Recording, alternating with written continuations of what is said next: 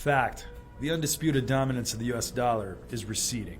While nobody across the world will be refusing greenbacks in the near future, the trend is clear. Many global South economies are looking for alternatives to reduce their dependence on the US dollar. Globally, it's accelerating a process called de-dollarization. Now, with the exception of countries already subject to US sanctions, the idea of anything superseding the dollar was once unthinkable to most countries. But then Russia invaded Ukraine. The sanctions we opposed exceed anything that's ever been done.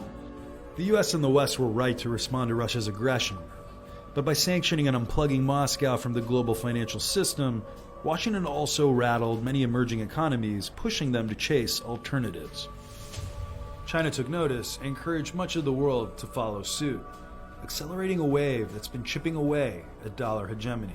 There is a risk when we use financial sanctions that are linked to the role of the dollar, that over time it could undermine the hegemony of the dollar, as you said.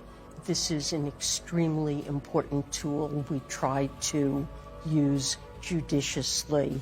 The reality is that the weaponization of the dollar as a blunt instrument of statecraft is giving U.S. allies and adversaries an opening to look for alternative settlement mechanisms.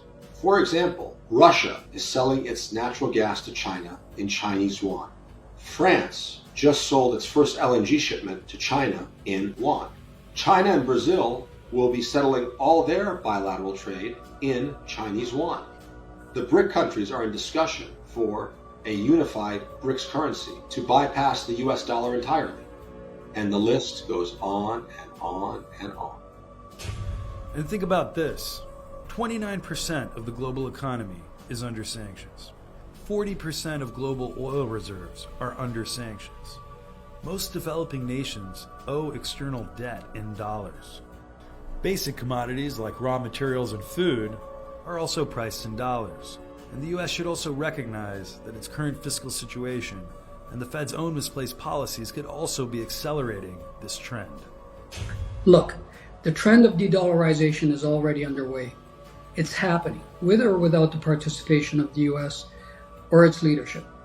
Acknowledging this basic fact would be a first step in the US participating in a global restructuring of the monetary system by consensus, with the buy-in of countries in the developing world. The alternative is an unmanaged decline in US economic hegemony, and history warns us of the potential wars, hot wars, arising from these types of shift in power.